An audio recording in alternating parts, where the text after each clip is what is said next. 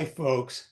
Welcome to two crazy old folks and our wonderful guest today. I'm sure just looking at the screen, you can tell that our guest is not one of the two old folks. No. Her name is Hi, Susie Singer Carter. Hi, Susie. Welcome.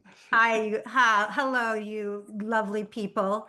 Now, Nice to be here. Susie is a filmmaker, and she has made a documentary that is coming out in a couple days. We're actually recording this on July 30th, and this documentary is coming out on August 1st Yeah, I'm writing this down. on the Prime Network. Okay. And Prime Video. Yeah. it's called No Country for Old People. Now, yes, that's a play. You probably saw that wonderful movie, No Country for Old Men. Well, this is for old people like me, gray, long in the tooth, and it's about nursing homes. Now, Yeah. for purposes of full disclosure, I, now in my mid-80s, am an orphan, and both of my parents died at very old ages in nursing homes. My father did also. No. Yeah. Okay. And you also, Susie, had such a thing. Mhm. And that's what inspired you, isn't it? It is. It is. It is. You want me to just jump on in and start talking? Please do. Oh, yeah. That was your lead in We there. want all the info. All right, here comes. Ready? Buckle up. My gosh. Well, listen, I am also an orphan, and I lost my dad when I was 16 in a plane crash. He was 46. And so I always say he was ripped out of his life, but he lived his life the way he wanted to. And he lived it boldly and big and huge. And he's still remembered to this day in the industry that he was in, which was the music industry. And he was very he was monumental in terms of the progression of sound, and so he left a legacy. And then my mother. Now let's cut to my mother, who passed away 3 years ago at the age of 89, and you're such a wonderful example for what I want to talk about because what did you say? You're in your mid 80s, Kenneth? And you are, who would know? I'm sorry, you are gray, but I don't care. My partner's gray and he's, a little bit farther away from 85. And you are vital and incredible and you're enjoying your life. And I see that. And you're such a great example of why we need to get rid of our ageist perspective in our society the way it is. So my mother, who had Alzheimer's for a very long time, for 16 years, despite the fact that she had that, she was enjoying her life and had, we in each step of the way I learned. It took me a while to adjust to the changes that were happening to her. But nevertheless, my mom, the force, the pistol that she was, she was going to take what she got, and she was going to, play it for what it was worth. And, and I would go to see her, when I had to move her into assisted living. When I would see her, I'd always check in right in the eyes, which, I wasn't a helicopter daughter, but my mom was one of my very best friends. I loved her and still do. And I would say, Mommy, how are you? I'm great. I'm alive. Life is good. The alternative sucks, right? So she would always say that to me. And I'd say then I know she's enjoying wherever it is. She figured out the way to make the best. Listen, my mom in a wheelchair had more game with men than I've ever had in my life. Okay. Post death, she has more game. I have men that say, "Oh my God, I just watched a sizzle to your thing, and I love your mom. I get in line." Get in line, take a ticket. So, and I'm saying that because I'm trying to frame a life of someone who's a senior, because what's happened in our healthcare system, not just the long-term care system, but the whole healthcare system is very ageist. It's just a reflection of all of us. And and that's the sad part, is that we've really disregarded the value of anybody over a certain age. And as I creep towards certain ages and I go, wait a minute, I got so much more to give. Like I'm okay. I'm not 20, I'm not 30, I'm not 40. Okay. But I'm the best I've ever been. And I'm got so much more to learn, and I've got so much to give, and so much I still want to do. Yeah. And it just is such a, it's so wrong to have that And frame. it's America that does this, because Yes, many other countries understand that their parents, their grandparents, their elders have lived a long time, and maybe they might have a little bit of wisdom, and maybe they're worth talking to and No, considering. I'm going to take a different position. I think it's because we are so preoccupied with medicine in many cases. Mm, So we are so centered on the health issues of people that and keeping them alive, that we forget to let them live. Uh, you're well. I have an older brother, and as Monica knows, my brother doesn't know. He believes he was an only child, um, but I do have. And I call him up and I say, "Hey, Larry, what you doing?" And he starts talking about his arthritic knee. Hey, Mhm. Larry, I'm in my mid-80s. I got arthritis too. Is that's the most interesting thing about you? Might I suggest you put a bullet through your brain? I mean, Exactly. seriously, that's not living. no, it's existing, but not living. Right, Exactly. right. And I think that, we have done this to ourselves. I had a neighbor, and he just went into assisted living. He's in his mid-90s. So, Good fun. lovely Yeah. guy, bright guy, artistic guy. And, I'd ask him if he wanted to come over and watch an opera with me. Okay, which would be right up his alley, and is obviously something I like. No, I won't, don't, because I can't sit through the whole thing and I fart. And no, I wouldn't. And I'm saying, who gives a damn? I don't care if you fart. We have room deodorizers. I don't care if you have to get up and walk around. You're in my living room. I don't care if Aw, we only get through the first act. What the hell do I care? I'm doing it to have my friend here. aw, No, you're so sweet. but no, he won't. He wouldn't. Yeah. And to me, Yeah. that's because somebody made all of that important instead of, hey, Don Giovanni's on tonight. Right, right. You got the right perspective. And when you say that we've focused too much on health and health, extending our health and our life, but we haven't put any attention on that. When we've extended life, how do you live that life, right? How well do you live that life? And then it comes back to, and here comes the bum is follow the money, because healthcare is wealth care now, and it becomes a business. It's an industry, Yes. right? It's an industry that makes a lot of money off keeping people alive. Mhm. And when they can no longer keep them alive, then they make a tremendous amount of money on shepherding them out, because there's a lot of money in that as well. So Shepherding them out.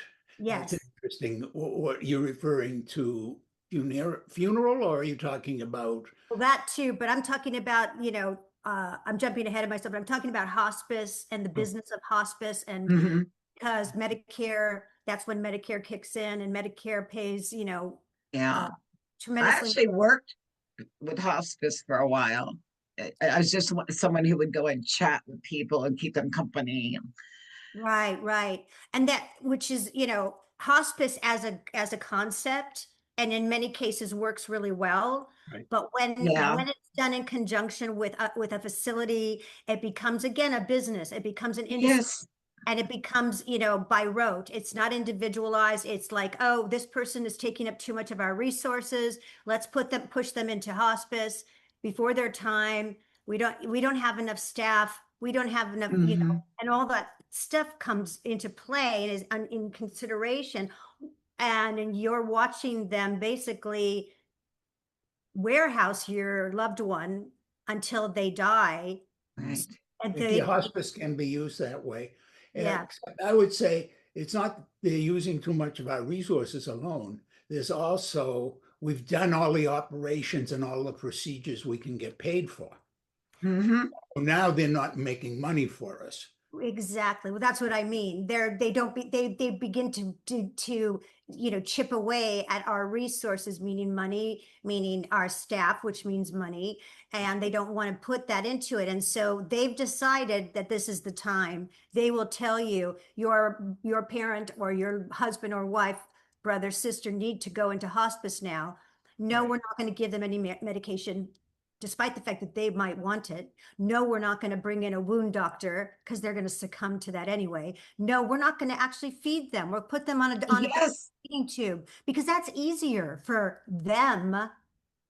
They And that don't understand that once you sign up to hospice, you lose so much. I I didn't want to know tell you it. something that's I didn't horrifying. know it. Yeah.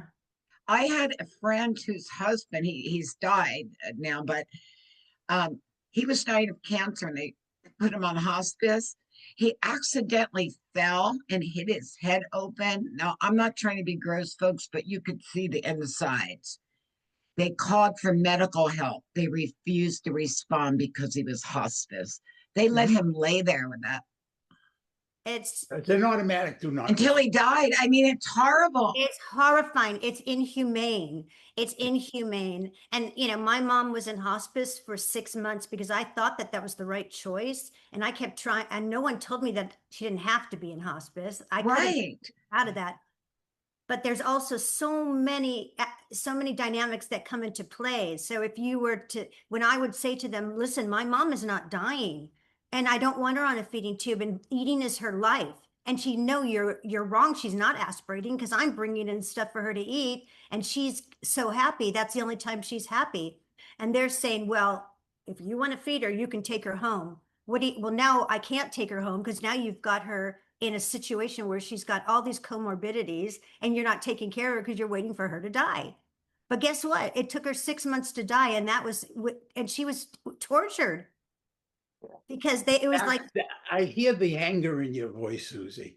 the And sadness, really. and Yeah. sadness too, Yeah. the anger. Yeah. And I can really understand that anger. I think everybody, at some point in the care of our beloved older people, most of us, not all perhaps, but the vast majority of us, have at least one reason why we are just furious. Now, my mother was not in hospice.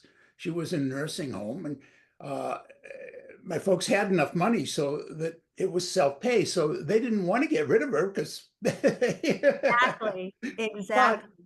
but the day she died, they wanted to do an operation on her. Oh my God. And my father said to them, my father said to them, will it help her? Will it improve the quality of her life? Will it prolong her life? He asked all those right questions, and the answers were no. And he said, so why would I want you cutting into my work? So that you can make more money? Yes. Yes. And And their that's, and their reason, their comeback was, oh no, it's not the money, Joe. It's that we're going to have students there and they can learn how to do the operation. oh, okay. Oh Oh my my God. So God. let's use the old people for that also. Oh my God, talk about the inhumane. Oh my God. That's exactly, so yeah, it's either one is end of the spectrum or the other, right? So it's like either we're not going to get, we can't bill for any of this, and wound doctors are too expensive. Never mind that we're the ones that, neglected your loved one, and now they have a stage 4 bed sore, which no one Yes. should have. Yeah. But now they're going to die of it because people succumb from that. Yes, they do when you don't take care of it. But so for someone like my mom, they weren't going to get reimbursed for the wound doctor. It was going to come out of their pocket because Medicaid and Medicare are like, well, you shouldn't happen. That shouldn't happen. Right. So where was your friend's wife? It was like she didn't need an operation, but they could bill for it. Let's get one more thing out of it. Not my friend's wife, we're talking about my mother. Oh, my your father. mother. I didn't even know that. I'm so sorry. I That's missed okay. that was your mother. And isn't that horrifying? Horrifying. It's Ah, horrifying. And I heard, obviously interviewing so many people, I've heard that, Mm. end of the spectrum where people who didn't want any kind of rehabilitation, and they were forcing them into it, So, forcing them. so let's talk a little about your documentary because we want people to watch it. Yes. Now, did you go into, yeah, obviously you talk about your experience, Yeah. but did you go to interview physicians, healthcare Yes. workers? Did you visit nursing homes? Did you visit hospice facilities? Yes. Well, we interviewed over 75 experts, Mhm. families, residents. We let me just give you a little context. So when I was going through this 3 years ago, my mom died in July, 3 years ago. Mhm. I have a podcast called Love Conquers All, ALZ, which came out of a short film that I did about Alzheimer's and about my mom, but it was a narrative with Valerie Harper plays my mom in it, and oh, love her. I loved her. That was her last film, and she was amazing, and all the good things, all the good things. And we were Oscar qualified, and I really wanted to tell a story that changed the perspective and destigmatize Alzheimer's a little bit, just as much as I could. So I want to keep the conversation going. Uh, so in 2022, I watched a mini series called Dope Sick on Hulu about Okay. the OxyContin and Purdue, the case Mhm. against Purdue Pharma. And the lead prosecutor is a gentleman, federal prosecutor was a gentleman called Rick Mountcastle, who's now my partner on this project. And Rick, at the last episode of this project that Peter Sarsgaard plays Rick's character, his partner came in and said, well, guess what? We have another case, and it's another pharmaceutical, and it's against Abbott Labs, who have off-marketed this anti-seizure drug called Depakote for nursing homes. And I was, Mm. well, what? That happened. My mother ended up in a wheelchair 8 years before she died from Depakote. I didn't know she was on Depakote. She was this vibrant, healthy, physically healthy person. And suddenly, like that, she was in a wheelchair and incontinent and a zombie. And so I wouldn't have known, except that her general practitioner told me when he was having a routine checkup with her, and said, she's on Depakote. Do you know what it is? It's a black label drug. It's deadly to people with dementia and elderly people. Can we take her off of it? I said, My yeah, gosh. please do. Well, she never Ah, regained her mobilization or her continence, but she got quite a bit of her cognitive ability, came back. It was like, alive, waking up, right?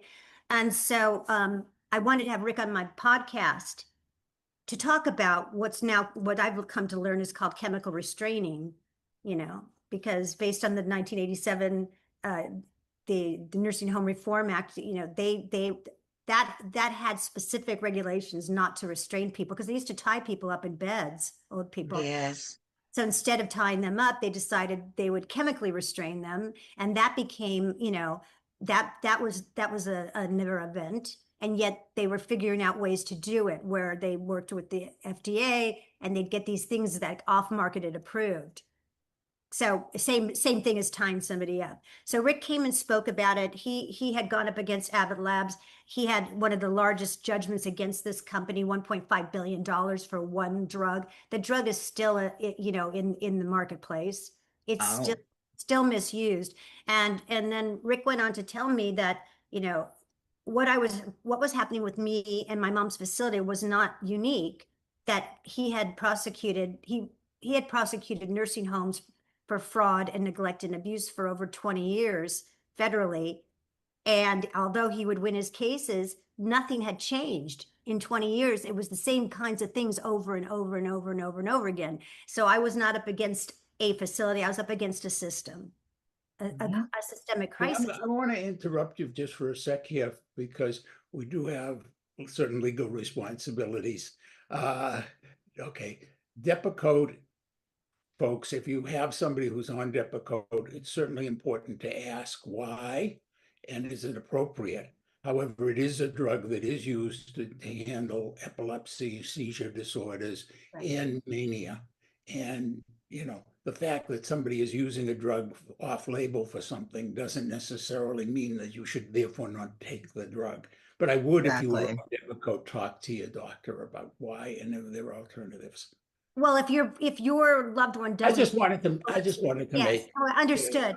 But that if the yeah, if your loved one doesn't have epilepsy and there's, it's suddenly they're on this drug and they're an elderly person who has dementia, you want to know that this is probably not a drug for them because it is a black box drug for that age range and for that acuity. So they need to know that it's, when you're using something off label, the biggest effect that they're going to get is insomnolence, right? So that's what they want because that helps their job to make their job easier. there are a lot of ways that we chemically restrain people as well as physically. You were talking about restraints.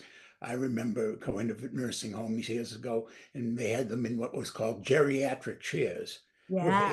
basically they couldn't move. They were like locked into a high chair kind of thing. Yeah. I'm going to ask you, if you had it to do over, okay, clearly there were things like you would have stepped in way earlier and gotten your mother off the DEPA code. Clearly, you would have kept her out of hospice care and figured out a way to get something more like a mix of hospice and nursing care so that she could have the relief of pain as the primary goal, but she would still have the ongoing proper medical care. Mhm. Presumably, you would also select a better hospice, which is not that easy to do because finding a hospice bed and finding a good hospice is, some of them are wonderful, some Right. of them are godsends, and some are, Yeah, the one save, I worked with save was us from the help. volunteers. Yeah. Well, my mom was at a 5-star facility here and it took, 5-star. yeah, that has a 3-year waiting list. And when Oh. I did a dog and pony show to get her in when she ran out of money, because you're right, Kenneth, if you don't have especially when you have a disease that lasts a long time, my mom had money and a nice nest egg, but eventually it runs out right? So when it ran out, assisted living is private pay. When she ran out of money, it was like, as much as they loved her and as much as I loved them and they loved our family and everything else, it was like, your mom's got to go, bye. I know. Isn't And that that's, sad? Isn't yeah. that And I terrible? had to find a place and I was making my film with Valerie at the time. Valerie, Yeah. she said, use my name, I did. Yeah. And I said, I'll come in and play piano every week. I'll sing songs. I dance. What do you want me to do? And I did jump the line. I jumped the line for my mom and I really thought I could sleep at night. And so, and I just, Yeah. Well, I said who it on wouldn't? I Though. said it on my podcast every week. I'd go, oh, my mom, I got her in. It's the greatest thing I ever did. I Yeah. sleep at night. I feel good, And then, as we all know, when COVID came, it pulled the curtain back on all the deficiencies and all the failures that were happening under our noses, but we couldn't see them Yeah. because they I, were, yeah. Go on. Before we run out of time, and we are running out of time, first of Yes. all, I want to remind people that this documentary that our wonderful guest, Susie Singer Carter, has made is called No Country for Old People. And it is premiering on the Prime Network on August 1st. And then First, after yes. that, it's going to be all over all over all your streaming services, I think, are going to be carrying it because it's such an important topic. It is. Now, the other thing is, now you've learned some lessons. So I'm going to ask you if you have something you would like to suggest to people about preparing for their old age. Monica, I'm going to start with you. What is your best piece of advice for how to prepare for old age? Well, it's according to what you're talking about, physically, mentally, or financially. Whatever you want to make. Yeah. What's your piece of advice? Okay, I'm just going to say mentally, be yourself. Just because you turned a certain age doesn't mean that you can't enjoy life anymore. You can do whatever you want. It might not be as fast as you did before. Go after your passions. That's what makes you happy. Okay. Susie, what's your advice? For getting older or for preparing for a nursing home? Ask me which one. Preparing for your old age. Oh, preparing for your old age. Well, I was going to pull up something. I wanted to pull up something real fast. One of my heroes, Jane Fonda, was has endorsed our project, and she wrote a post that I wanted to. This is what she says in her quote, and I'm going to read it to you. And I think this is perfect. Is what she says is, I'm for sure an older person, and I believe that aging doesn't have to be a time of decline. It can actually be about evolving, learning, and becoming a better person. But that's only possible when we create a world where older people are respected and protected. And, and she talks, and, she goes on to say that our project tells the stories that we need to hear of a corrupt long-term care system that unjustly profits while our elders suffer. And that's when, so what she says is, I totally agree. Like, your third act is where you really shine. She always says that. It's where you become your authentic self, but we have to be given that opportunity, and we can't be used as commodities. Exactly. Monica knows what my advice is, okay, which is prepare for the end. Don't let yourself get to a point where you are declining and losing it. When you feel that the quality of your life is going, insist on ending it. I'm a great believer in the right of people to die. I believe we have a right to live. I also believe we have a right to die. I agree. And so I think, if you can tolerate the idea that I'm also a Kevorkian supporter, but Susie, I tell you, I think what you've done is important. I agree So with important. Jane Fonda. And Thank Oh. I've seen a whole bunch of stuff because, of course, your publicist sent us stuff. And I agree with everything that's written there. We could just sit here and read off endorsements, but that's not what's important, folks, because when you turn this on, just don't be just thinking about, oh, this is for all middle-aged people with elderly parents preparing for watching their parents in decline, the parents who are in the, no, this is about us, about every one of us, no matter where we are, even if you are only very young person. Yes. You should be thinking about giving the meaning to your life and its arc. And I'm just going to share one thing. I co-author plays with a friend from Nigeria, and his son is dying. His 10-year-old boy is dying of a heart defect. Oh. And I said to Umar the other day, I said, Umar, talk to your son, Muhammad. Ask him about his prayers, about his dialogue with God. And it never occurred to this very devout Muslim man to talk to his son about it. Today you could almost see the tear stains on the text. Oh. But what the boy had told him about the importance of love, of family, of living. Yes. It's everything. Yeah. It is. It is. And it's time we embrace it. Yeah, we must embrace life. We must embrace it. And one more thing, dance. Yes. Oh, yeah. Dance. If I I can't dance. dance, I You don't make want my the damn dog dance with revolution. me. Thank you. Thank you. Am I right? You're You right. are right. And with that, folks, we have to leave. Again, no country for old people. August 1st. Susie, thank you. Yes. you. Thank you Thank very you. much. You got it. Bye-bye, folks. And please watch the show and share it with everyone you know. Take Yeah. care. Bye-bye.